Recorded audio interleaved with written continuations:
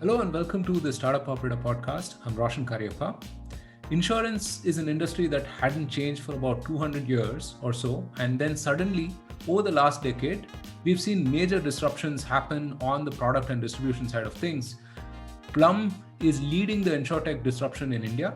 With their user-friendly group health plans, they are reimagining the insurance experience that was earlier plagued with a lack of information and tedious, cumbersome processes.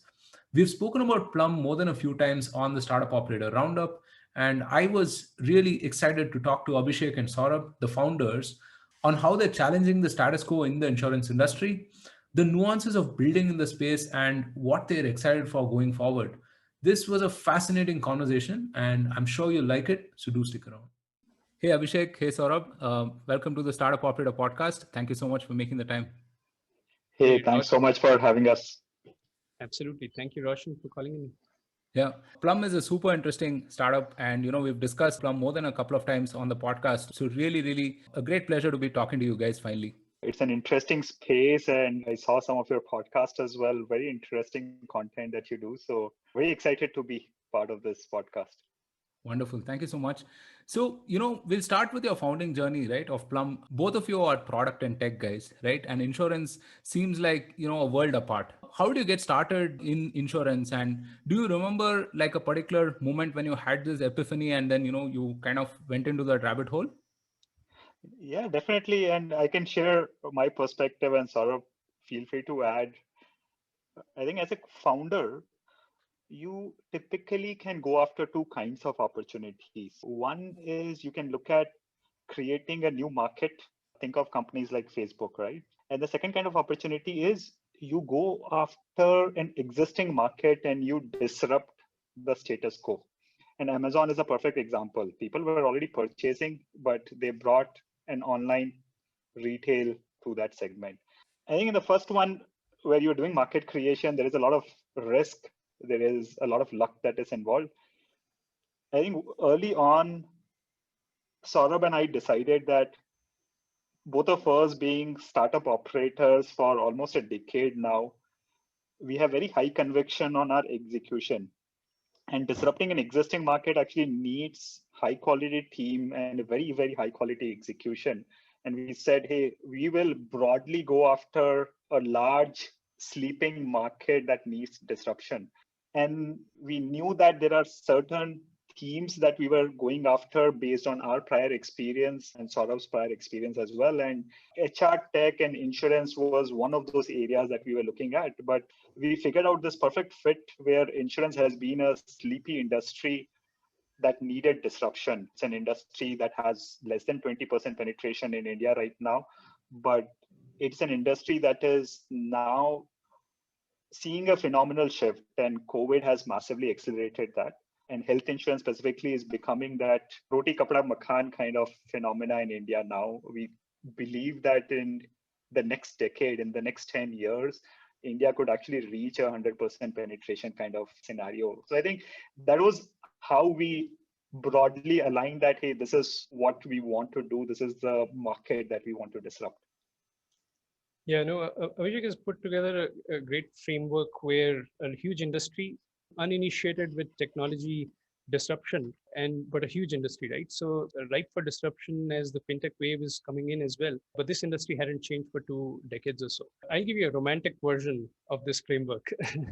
So we both had been looking at people ops stack in our own pursuit. And my journey was in Freshworks when Freshworks had acquired my last company, Airboot, and the whole team was working out of there.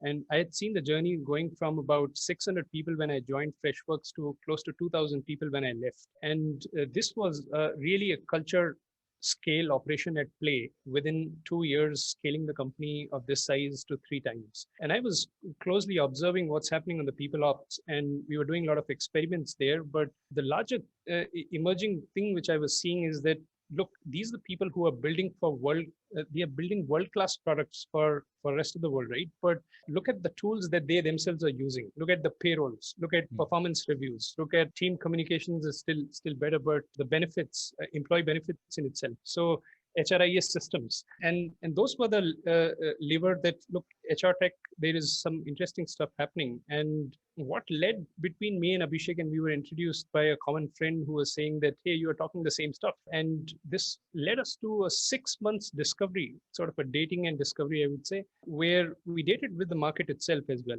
Talking to the stakeholders, talking to stakeholders in employers and understanding what their problems are in the people ops stack. And employee benefits was emerging, health insurance was emerging as one of the pain problems of how they procure insurance, how opaque this industry had been just from the purchase process in itself. Employees who didn't know whether the insurance exists for them. They didn't know what benefits do they have, how to use insurance. We took flights, spent time with insurance companies.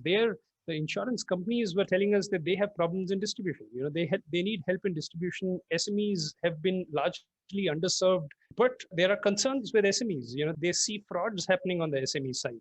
So they can't just completely open the gates and open it to SMEs without any technology as well. And they didn't have this technology too. So these were all the stakeholders coming together. And, like Ron, you said, it was a rabbit hole.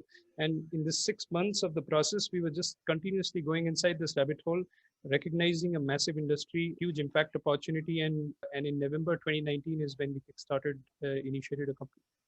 Right. Fantastic.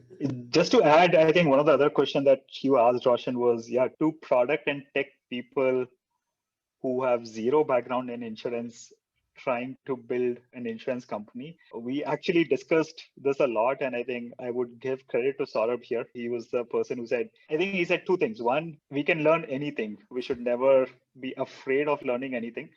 And number two, let's actually use that as a competitive advantage. One of the reasons this industry hasn't been disrupted is because people in the industry have been trying to innovate. And if you are in the industry for a decade or 2 decades, and you will see in most of these companies in India, in insurance, most of the people would have stayed within the same company for a decade.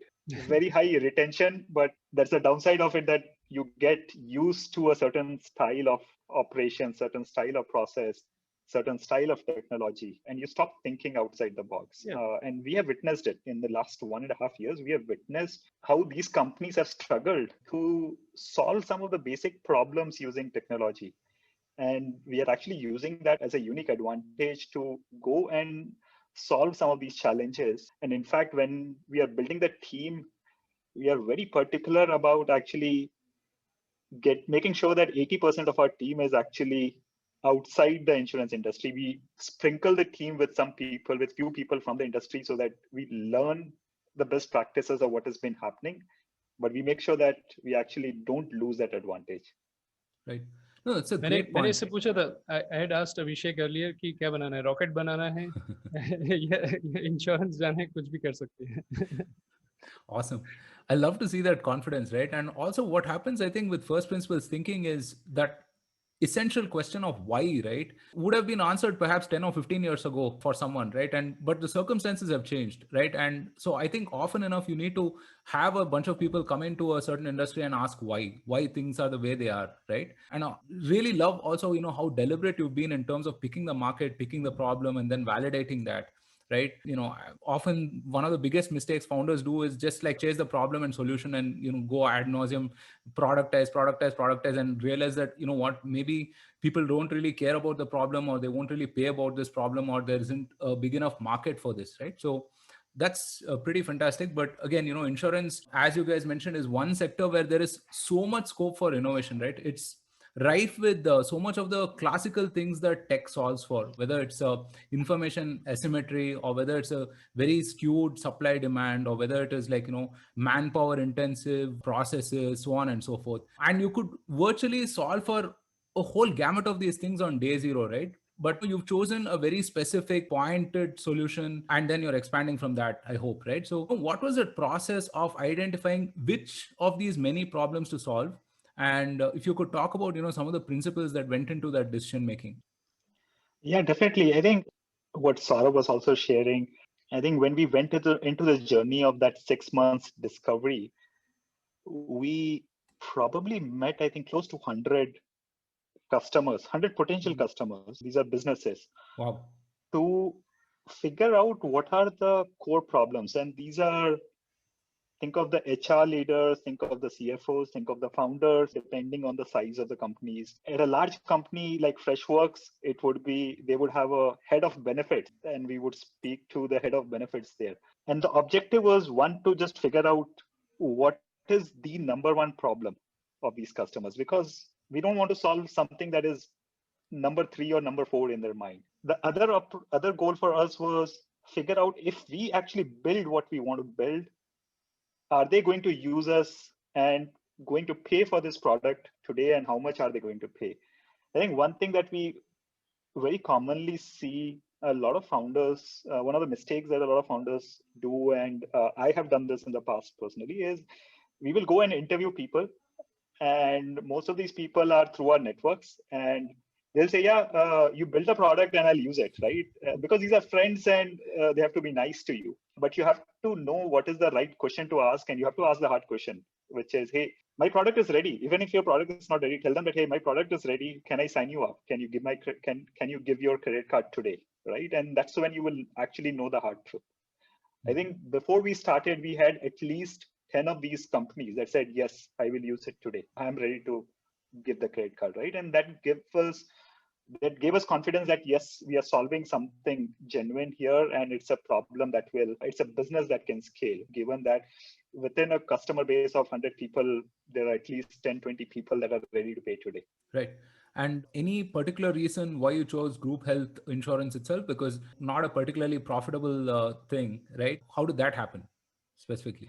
Yeah, I think a couple of things. One is our core thesis of how we see the future. The way we look at insurance in India, we truly believe that India will reach close to 100% penetration in the next 10 years. But the path to reach there is impossible through retail health insurance, just given our per capita income. We are not the richest people in the world. Even if we get to a 10% of our population buying their own health insurance, it's a huge number, 150 million people buying their own health insurance. That's one extreme, right? And the other extreme is, let's say, the Indian government saying, hey, I'll come and sponsor health insurance, and they've taken a massive target of 500 million.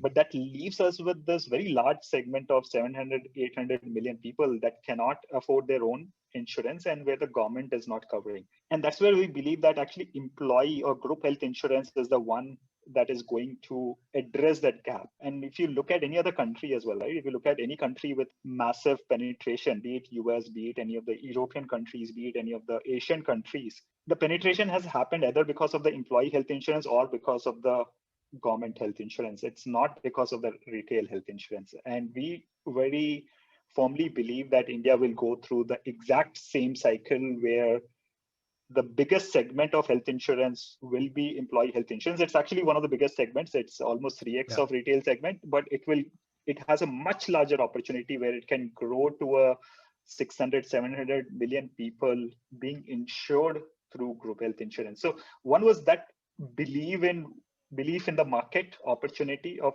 what will happen. And this is our bet. Of course, things could be very different. The future could be very different, but this is what we firmly believe. Number two, we believe that this is a business that can actually be built in a very profitable manner. You just touched upon that, hey, this is not a profit-making business. I think it's a misnomer. If you actually deep dive into that business and break it down into different segments of where the profits are happening and where the losses are happening, it's actually 80-20. 20% of the businesses will actually make the losses and they will contribute heavily to your losses. 80% of the businesses that you serve are profit generating business.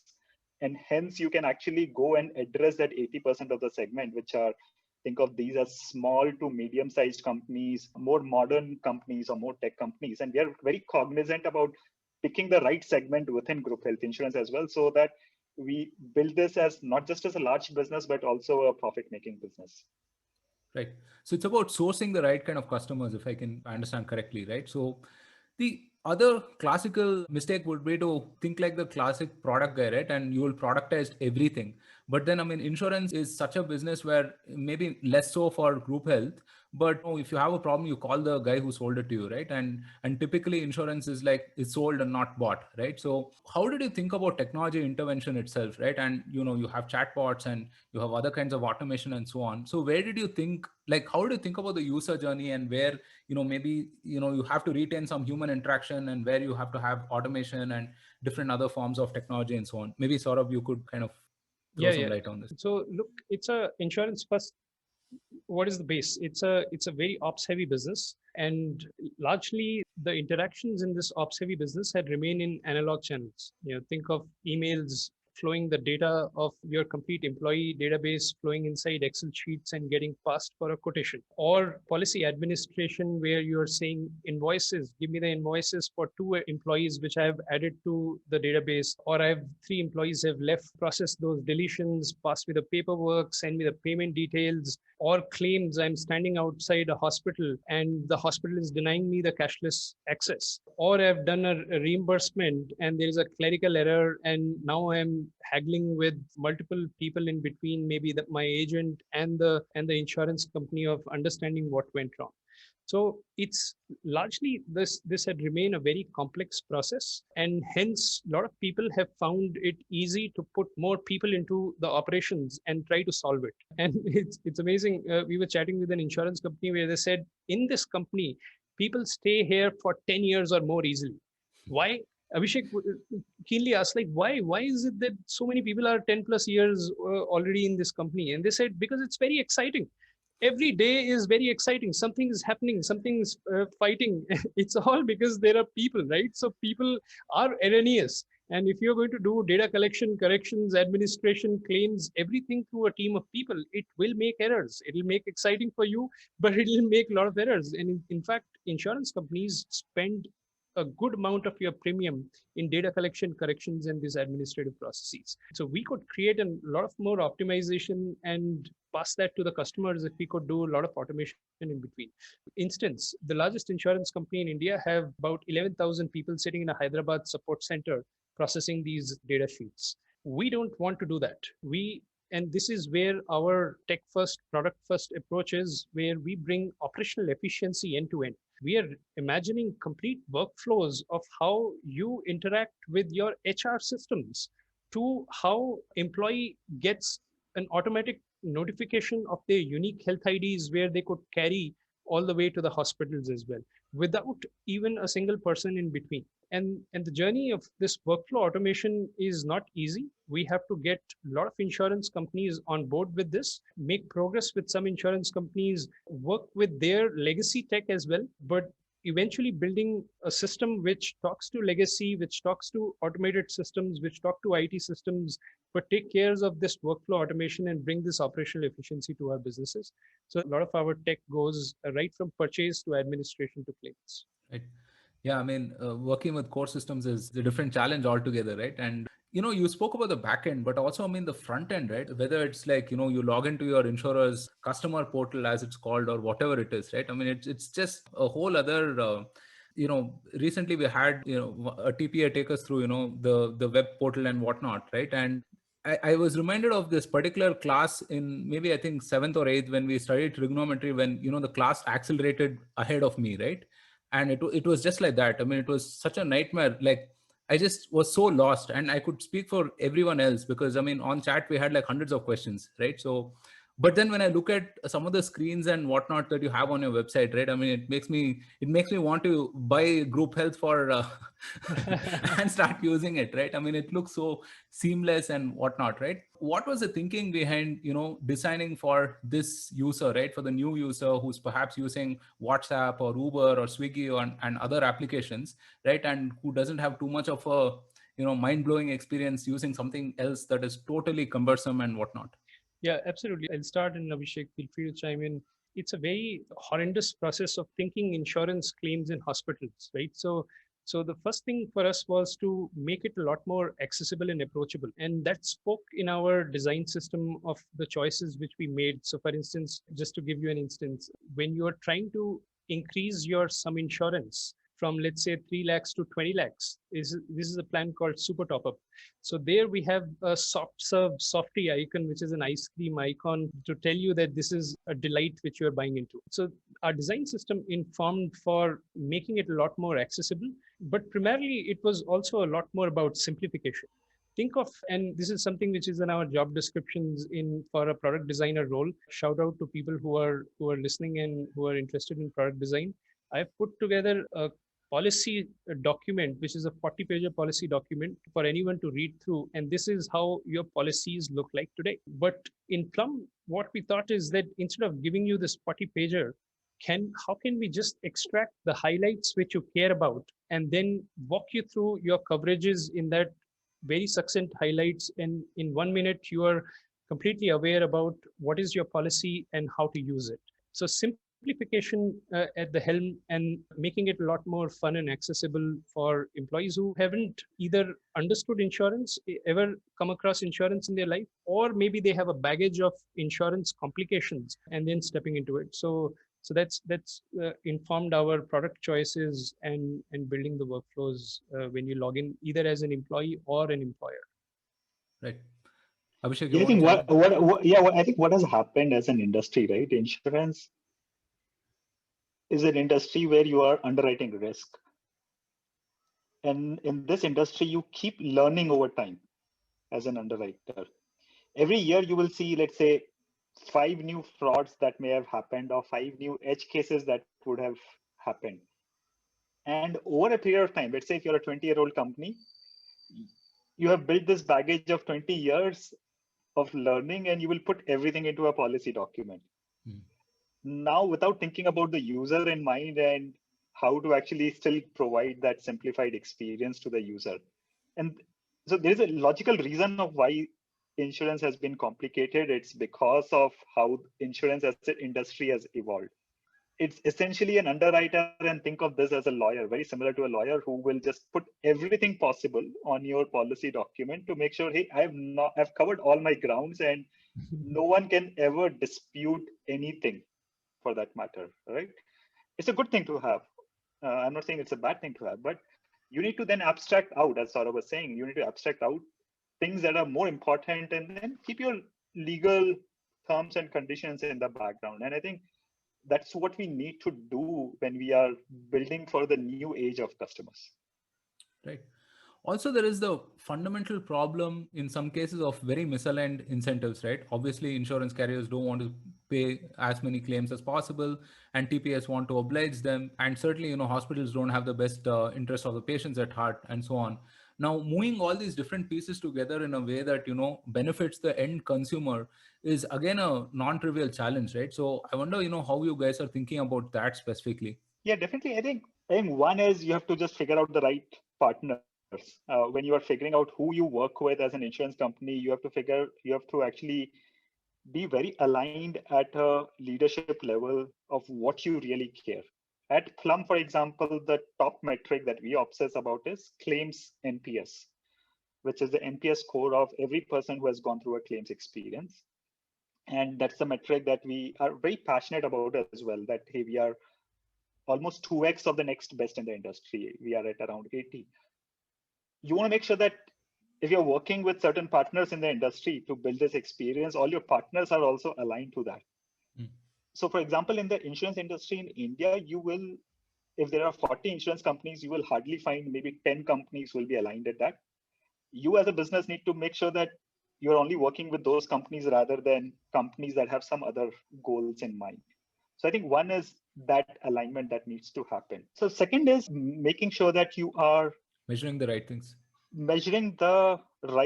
Right? And it's not just internally measuring the NPS. You want to make sure that you are aligning your partners as well to measure it, and you can make them accountable.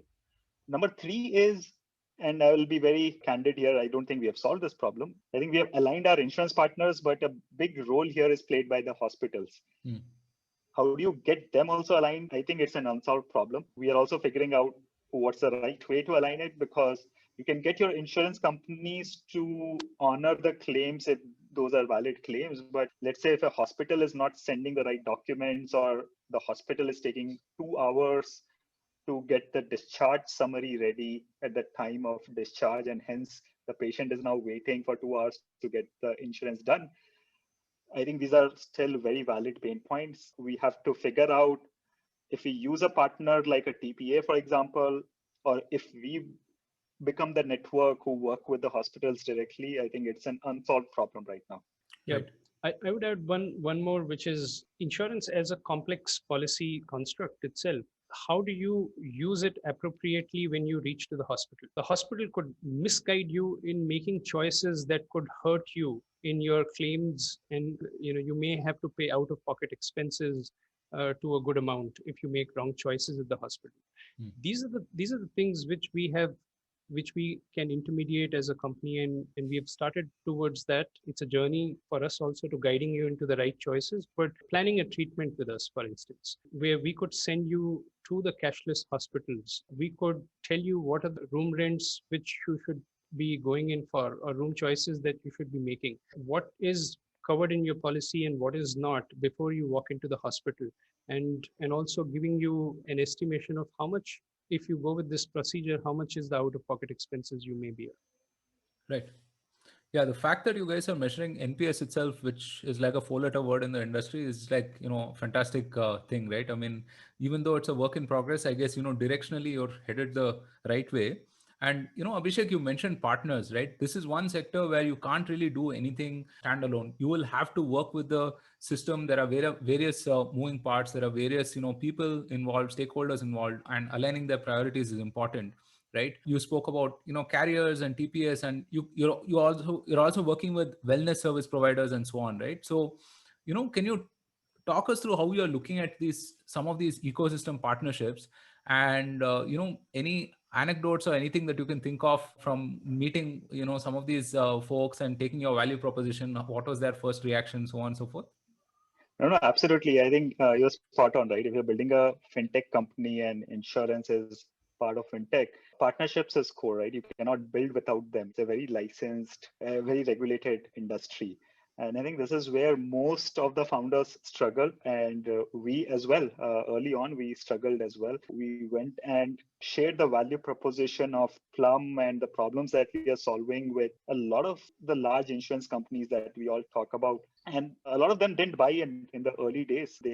For them, it was like you have these very large players in the market, the likes of Marsh or Willis or Watson. How would you ever compete in that segment? They would like, within the first meeting, they will discount us. It took us a good 5-6 months to get our first insurance partner ready, right? That was a kind of hustle that it took. That was the kind of time it took to convince them on building what we wanted to build with them. And this is one of the largest private insurance company, ICICI Lombard. And that's when we started doing business. What worked there was, and this is an advice for all the founders, is see, on day one, you won't have scale, you won't have any numbers to show, right? And that's where you have to essentially have a very clear vision of what the world will be in the next 10 years, and make sure that your partner is also believing in that vision. And I think it's a very hard thing to do, but if you meet maybe 10 partners or 20 partners, one of them will agree to it, or one of them will buy into that because they see the world in a very similar way, the way you do.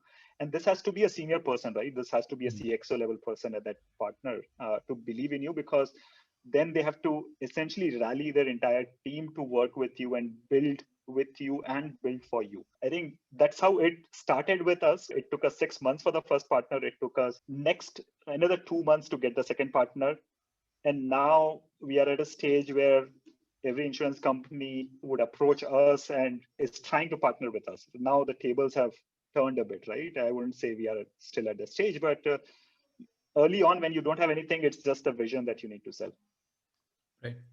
You need to be able to paint a compelling picture, I suppose, right? And that's where, as a founder, your storytelling skills and your conviction in the idea itself, comes through. So let's shift our gaze towards customer acquisition, right? I mean, you're working with a lot of interesting companies right now that have onboarded Plum, right? How are you sourcing these customers at this point of time, right? Is there an ideal customer for you? Like, let's say top right quadrant matches everything, and you need to go get 100 of these guys, right? So what is that customer for you, and what has that journey been like? Yeah, definitely. So our ideal customer right now is a company that is, we call them as a company that's a modern company, which means they really care about the employees. They want to take care of their employees.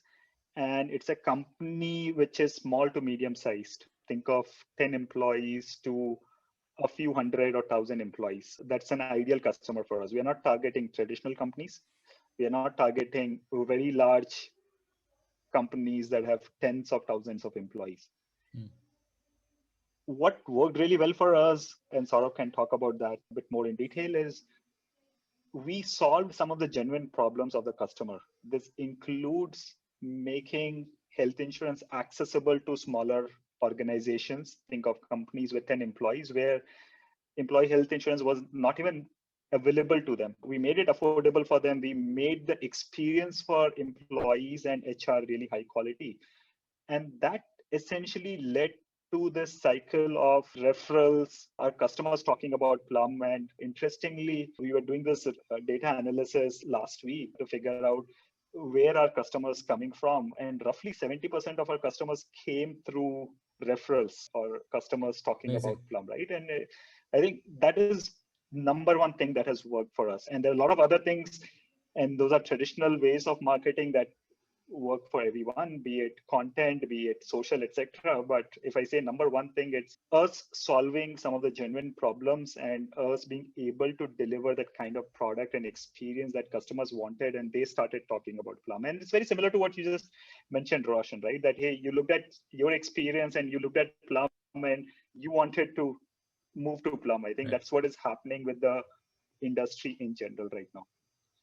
Right. So quick follow up on that, right? I mean, we've touched upon this briefly multiple times. Insurance is one of those industries where nothing has happened, nothing has changed over the last 200 years. And suddenly in the last 10 years, everything has disrupted, right? So with the likes of Plum and, the growing insurtech ecosystem in Asia itself, like new disruptions coming about, so on and so forth, right? So are you seeing a response from the incumbent carriers to this sort of disruption? What is their typical attitude like? And if you can talk through some of those things. Sorry, you want to take that and I can Yeah, chime in? Yeah. yeah. Incumbents, even before Plum began, I think there was this notion with incumbents that, hey, stay close to the customer. Earlier, the incumbents have done underwriting and managed passed on the distribution to agents or different sources. But there was a reckoning theme there that, hey, we want to stay close to the customers. But in order to stay close to the customers, what they did was they came up with the app experiences. They came up with their own productized experiences and the logins, which you had also seen. You were talking about the TPAs and inherently they are not tech first companies. They are not product companies. So they are operation companies who have been trying to build technology and product experiences. So when we came in and they could clearly see, and we had meetings with their tech teams, their underwriting teams, and they had clearly seen the value proposition with which we were bringing on the product or the tech side, and they accepted it, and they have passed on this complete customer, I would say, customer communication, customer experience to us, and now completely trusting that we would bring them the distribution and own the customers as well. So that's been the approach of incumbents. But there are also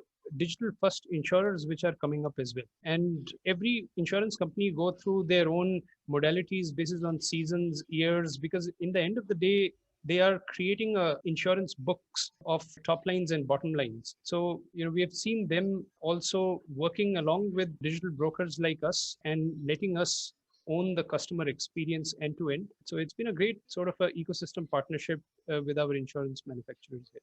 Right. Yeah, actually, props to all the banks and insurance folks, right? I mean, because so much has changed in that industry, and I don't know how any other industry would have reacted to the same sort of fundamental changes that we're seeing in whether it's banking or insurance over the last 10, 15 years. And I often reference this article by Angela Strange of Anderson Horowitz, where she said every company will become a fintech company, right? And she essentially says, your front end layer will be managed by tech companies essentially, right? And banking or insurance companies will be the core basically, and you will act as the front end layer, right? And I think sort of that vision is in the throes, right? It's forming actually, as we can see.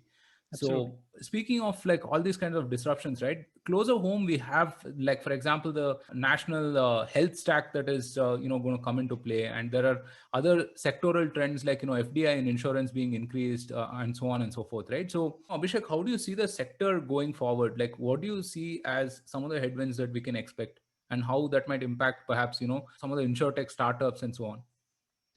No, actually, on national health stack, Saurabh has been doing a lot of research. So maybe Okay. Saurabh can talk specifically on what are some of the tailwinds on the national health stack, and then I can add on from a regulatory perspective, how are things changing? Sure, sure. NHS is actually a really promising landscape. When it comes to this fruition, I think what we're looking at is really, if you see what's happening between the communication between the healthcare and the insurance company is completely broken. Our members, each day we go through this process of collecting the hospitalization documents, verifying those documents, doing clerical checks, frauds that could happen between those. So there is definitely a play where you would see a democratization of really claim tech coming in. Today, the claim tech right now is in the holder of whoever has the data. But with this framework and the consent on top of it, there is definitely a democratization on the claims tech piece, which will happen. Faster claims, better, less frauds, which will also aid a lot of insurance companies in this. I think a couple of things where I see more tailwinds or how it will intermediate the industry is one, you as a customer, you now have health record repository, right? So now think of how your healthcare experience is going to improve across the multiple stakeholders in this value chain, getting doctor consultations or passed on to lab diagnostics, exchanging the documents between those, and then sharing it with the insurance company. All of this could be again mediated by players like Plum or other insurtech, where we could build surfaces to bring easily these stakeholders into the same loop and then manage the data workflows or the data flows between each of these. So it's a huge efficiency and an experience opportunity that we are looking at with NHS. Right. Just a quick add-on to what you're saying, right? I think it's the Aadhaar plus UPI movement for this sector specifically, right? Because I Totally. think last mile in India is the amount it has been solved, let's say by the Aadhaar and the mobile innovation over the last 5 years or so, right? I think something similar is going to happen, and given that this is an industry where rules are made on exceptions, right? Abhishek mentioned all of those different regulatory stuff that you pile on onto your policies and whatnot, right? Something like this could actually improve consumer experience tenfold, maybe 100-fold. Tenfold, absolutely. Yeah. Yeah, Abhishek, you were going to chime in on the regulatory bit. Yeah, on the regulatory part, I think India as a country, I think is at the forefront in terms of having a regulator that is very progressive. IRDA has been really, really progressive in terms of their overall objective of increasing the penetration of health insurance. They actually look everything. If you talk to any leadership person at IRDA, the only objective that they look at, the first objective that they look at is what can we do to increase the penetration of insurance in India? Mm-hmm. The second objective that they look at is how do I safeguard the normal user in India who is buying the insurance, right? Those are the only two lenses that they look at. But within that lens, they actually want tech companies and the insurance companies to innovate as much as possible. You would have seen regulatory sandboxes that they have created to make sure people start experimenting. And IIDA just figuring out that, hey, no one is misusing any kind of experiments, right? And hence they are called sandbox and slightly regulated. But within those two lenses, I think IIDA is doing a fantastic job of making sure that tech companies come up and build new products. Increasing the amount of foreign investments that can happen in insurance company or an insurance intermediary is again step in the right direction.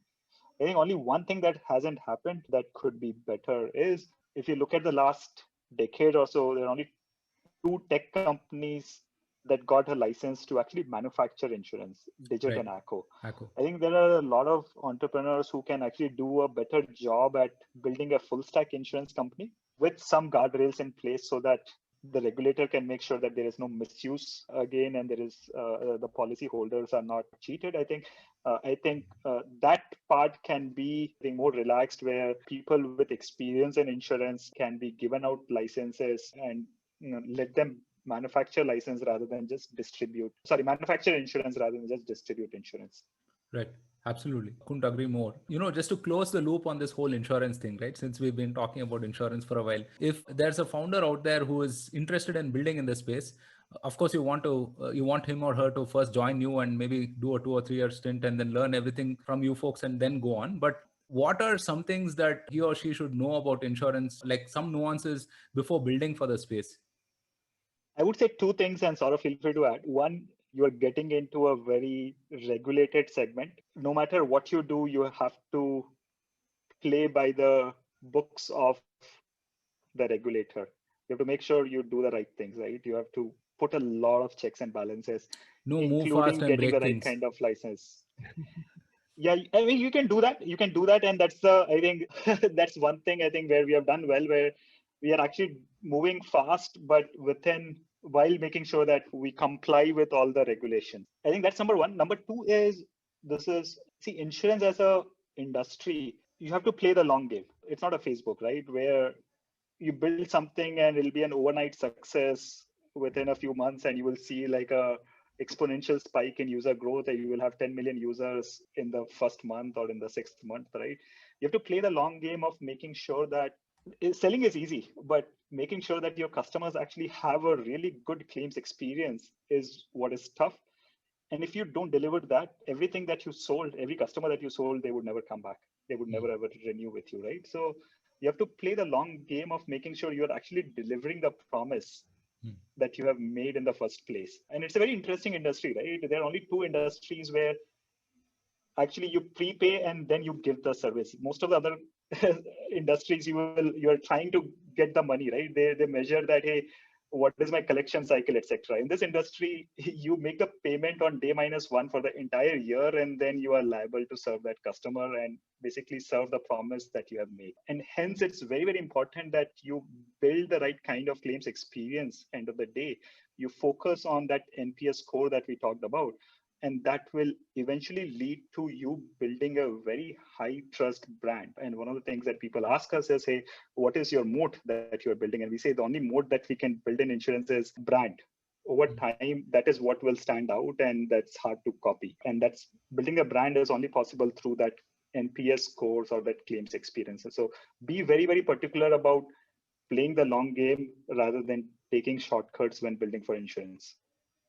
Absolutely. RegTech, what Abhishek shared is that embrace the regulation. Don't be afraid. It's a process. It's not impossible, but just go ahead, embrace, know what to do, and play good on RegTech.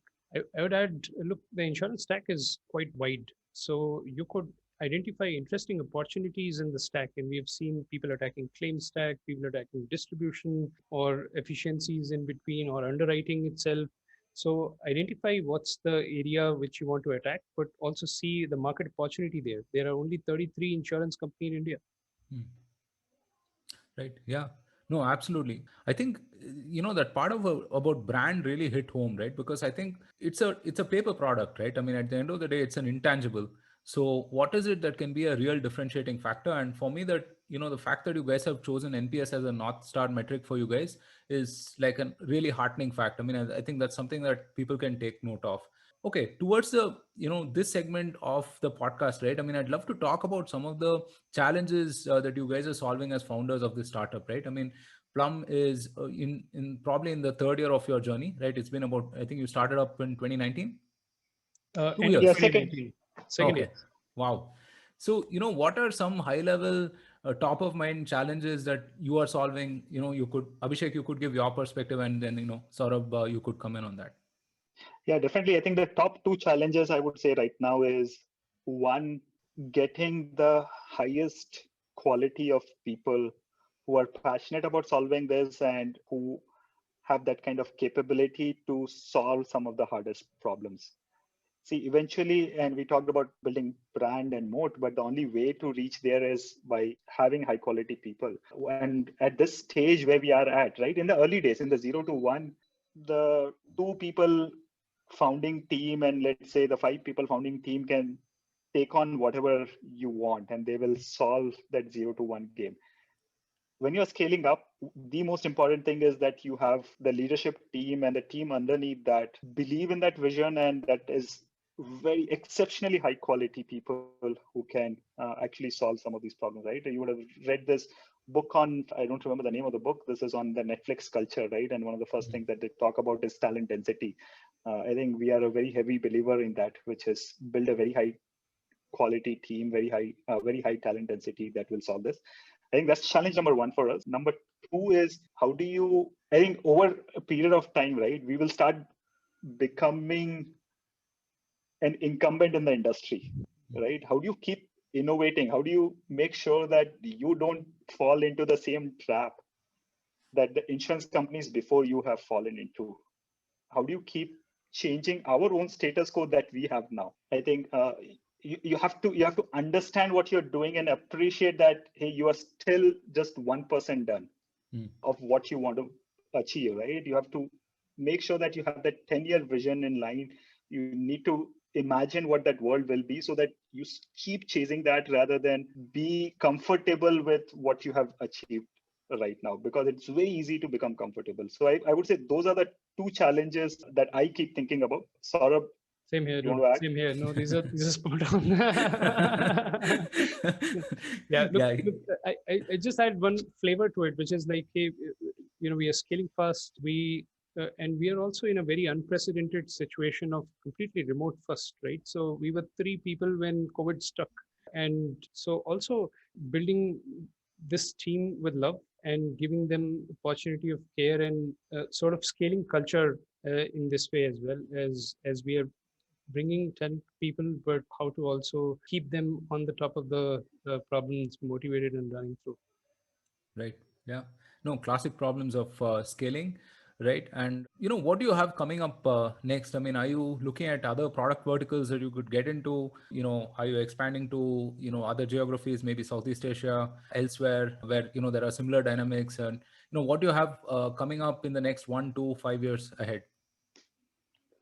Yeah, I mean, for now, I would say we are very, very focused on basically building this de facto health platform for the companies. We want to become that de facto health platform, right? And this is not just insurance. We look at this more broadly, where you really take care of the health of your employees and their family members. And right now, you asked us, hey, what is that customer that you are going after, right? But it's still a part of the overall market. I think the next few years, you will see us going after all the other segments of the market, be it those traditional companies, be it the larger enterprises, be it some of the smallest companies as well, the MSMEs of 2 employees, 5 employees. So you'll see us going deeper into this problem and making sure that we are able to address each and every segment in the market. I think beyond that, we will figure out if there are other geographies that we can take this product to, which look very similar in terms of fragmentation, in terms of low usage of technology, in terms of very low adoption of insurance, but have a very high potential to grow. And we have certain geographies in mind, but I think India is such a large and deep market when it comes to health that I think it's a privilege to be in this market where we don't have to even look outside for a significant amount of time. Yeah. I mean, you should be fine with the 600 or 700 million more, right? Yeah, absolutely. Right. Okay. So, this has been a fascinating conversation, guys. Really appreciate your time again, right? Plenty of different facets and really excited for what you're building at Plum. So before we leave, you could probably use the last 30 seconds to make a hiring pitch or maybe a customer pitch or whatever it is that you want as a call to action. Yeah, I'll make the customer pitch. Saurabh, we should make the hiring pitch. Yeah, I mean, from a customer point of view, if you haven't experienced a high quality healthcare experience for your employees, or if you don't know where to get started to set up a health insurance, you should just head to plumhq.com. It should take you less than 60 seconds to build your own insurance plan, and you will get the most high quality and the most affordable experience. Fantastic. Just look at the screens. I mean, just look at some of the screens. That's it. Right? Yeah, look at the screens. No, I think it's a great opportunity for anyone who wants to build a health insurance and a healthcare platform from the ground up, not looking at the legacy of how the industry has been for 20 years, but it's completely reimagining right from the ground up of what we are building. And if you're excited about rewriting the history, please join us. We're looking for all sort of people across the stack, and we've just scratched the surface. Fantastic. Super stuff. All right, Abhishek, Saurabh, thank you so much again and look forward to speaking with you shortly. All the best. Hey, thank you so much, Rohan. Hey, Great to thank be on you the so show. much, Roshan, for having us. Thank you so much for listening. If you liked this episode, then don't forget to subscribe to us on your favorite platform and share this episode with all of your fellow startup operators. Also, follow the Startup Operator on LinkedIn and Twitter for more updates. Stay safe, take care, and see you soon on a brand new episode of the Startup Operator.